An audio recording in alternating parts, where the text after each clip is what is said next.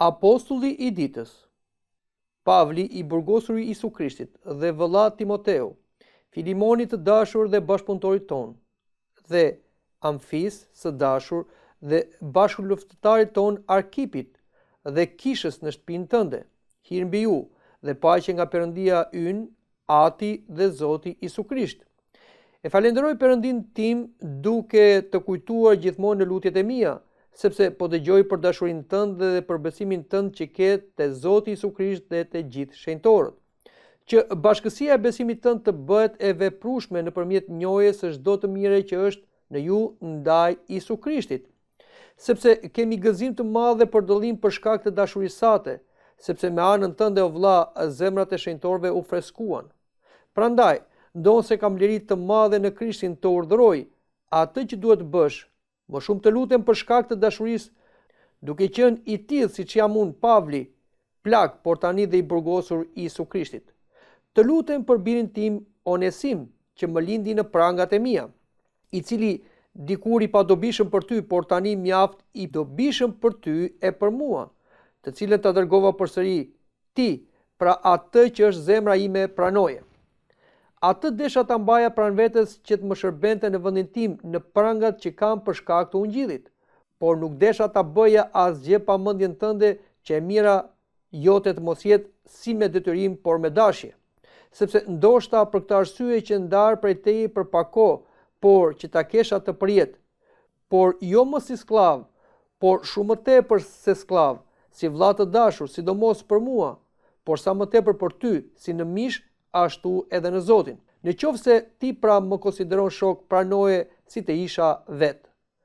Por në qoftë se ka bërë ndonjë dëm ose të ka ndonjë detyrim mi llogarit mua, unë Pavli shkrova me dorën time, unë do të paguaj që të mos them se ti më detyrohesh edhe veten tënde. Po vëlla, masha dhe unë prej teje këtë të mirë në Zotin, ma fresko zemrën në Zotin. Të shkrova me besim se do të më dëgjosh, sepse e di se ti do të bësh edhe më shumë nga sa po të them. Më përgatit njëkohësisht një vend për të bujtur, sepse shpresoj përmes lutjeve tuaja do t'ju dhurohem përsëri. Epafra i burgosur bashkë me mua në Isu Krishtin, Marku, Aristarku, Dema dhe Luka, bashkëpunëtorët e mi të bëjnë të fala. Hiri i Zotit ton Isu Krisht qoftë me frymën tuaj. Amin. Komenti i apostullit. Të nderuar të gjuhës të Radios Gjalla dhe miq të Ungjillit, sot lexojmë nga letra e apostullit Pavli drejtuar Filomenit. Në vargun e parë dhe të dytë në kësaj letre na thuhet Pavli i burgosur i Isu Krishtit dhe vëllai Timotheu, Filomenit të dashur dhe bashkëpunëtorit ton dhe Amfis të dashur dhe bashkëluftëtarit ton Arkipit dhe kishës në shtëpinë tënde. Këtë letër apostulli Pavli e shkruajti nga Roma, kur ai ishte i burgosur dhe ja drejtoi Filomenit. Filomeni ishte një i krishter i bashkisë së Kolosianëve dhe ishte një sklavpronar i konvertuar nga Pavli si krishter. Dhe aty na përmendet Filomeni bashkë me një emër gruaje, Amfis dhe të Arkipit. Ndoshta kjo ka qenë familja e Filomenit, pra gruaja e tij Amfis dhe djali i tij Arkip.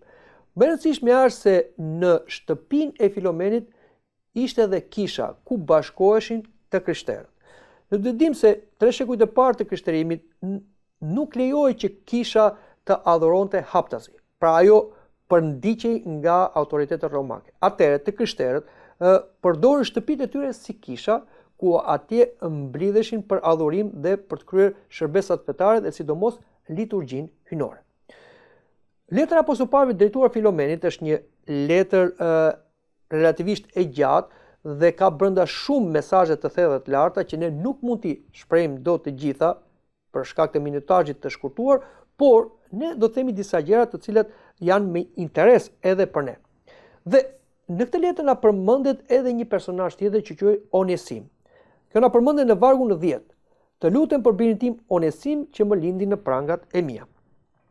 Onesimi ishte një sklav i cili ishte i rebeluar nga zotëria e tij Filomen dhe kishte vajtur në Rom. Por providenca hyjnore e drejtoi Onesimin, këtë sklav rebel, drejt apostullit Pavlit. Ndoshta e ka takuar në burg, ndoshta në rrugë, por e rëndësishme është se apostulli Pavli e katekizoi Onesimin dhe e bëri të krishter. pra më lindi në prangat e mia. Në vargu 11 na thuhet, i cili dikur i padobishëm për ty, por tani mjaft i dobishëm për ty edhe për mua. Dhe po ashtu në vargun 12, të cilin ta dërgova përsëri ti, pra atë që është zemra ime, pranoje. Pra Onesimi për apostull Pavlin ishte shumë i rëndësishëm, ai tashmë ishte një bir i tij i dashur dhe siç na thuhet dhe zemra ime. Por Onesimi ishte sklav, statusi i tij shoqëror në atë kohë ishte sklav dhe në Perandorinë romake një sklav i aratisur nga zotëria dënohej me vdekje. Atëre Pavli nuk e mban Onesimin në mënyrë klandestine, por e dërgon përsëri tek Filomeni, duke i dhënë dhe një letër dhe nëpërmjet kësaj letrës ai i lutet Filomenit që ta pranojë Onesimin jo më si sklavin e tij, por si vllain e tij. Dhe këtë na i thot në vargun 16, por jo më si sklav, por më shumë tepër se sklav, si vlla të dashur, sidomos për mua, por sa më tepër për ty, si në mish, ashtu edhe në Zotin. Por le të flasim këtu edhe për skllavërim, një fenomen i cili ka qenë përpara dhe mbas Krishtit, por që vetëm në këto kohrat e fundit ai është zhdukur nga ana ligjore, pavarësisht se mund të ekzistojë në mënyrë të fshehtë. Por është e rëndësishme të themi se dhjata e re nuk e mbështeti një lëvizje të drejtë për drejtë për të liruar sklevrit, madje dhe sklevrit e krishterë. Nisja e një orvajtje të tillë në kushte shoqërore dhe politike, në kohën kur prap dhjata e re, do të ishte një shkatrim për kishën dhe për çështjen e vetë krishtërimit. Në vend të përballjes së drejtë për drejtë, u formuluan orientime si për sklavin, ashtu edhe për zotrin e krishterë, që do të minonin vetë sklavërinë, që ishte një sundim i njeriut për njeriu. Revolucioni më i fortë që bëri Ungjilli ishte ndreqja morale e njeriut, pra edhe të zotrisë, edhe të sklavit.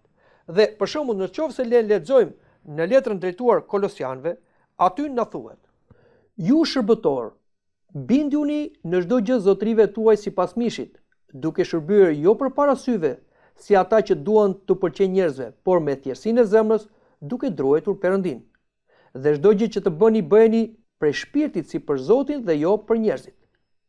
Duke ditur se nga Zoti do të merrni shpërblimin e trashëgimisë, sepse ju i shërbeni Zotit Isu Krisht. Po ashtu apostull Pavli ju thot edhe zotrive: Zotri, jepuni shërbëtorëve ç'është e drejtë dhe sa u takon, duke ditur se dhe ju keni një Zot në qiell. Ungjilli u përpoq të ngrej bazën morale të njeriut dhe një marrëdhënie të sinqertë të njerëzve sipas rangjeve të ndryshme që ata kishin në shoqëri. Është shumë i rëndësishëm ky mesazh sot, sepse pavarësisht se në disa vende i sklavpronare, skllavëria u hoq ligjërisht, përsëri ajo ekziston në forma ndryshme dhe në mënyrë të fshehtë. Ajo që e shliron rendi sklavpronar është shlirimi nga egoizmi. Dhe njeriu duhet mbushet me dashuri për Zotin dhe për të afërmin, dhe me një marrëdhënie të sinqertë. Pavarësisht pozicionit shoqëror që ka dikush, që njëri është caktuar për të urdhëruar dhe tjetri është caktuar për të bindur, secili duhet ta kryejë këtë funksion si përpara Krishtit dhe ndaj vetë Krishtit. Dhe kjo e zhduk sklavërinë, si nga ana ligjore, por dhe nga ana morale. Por le të flasim edhe për diçka tjetër. Në vargun 18 na thuhet: por në qoftë se të ka bërë ndonjë dëm ose të ka ndonjë detyrim, mi llogarit mua. Apostull Pavli nuk përcakton se çfarë dëmi kishte bërë Onesimi, sklavi Filomenit zotrisë tij.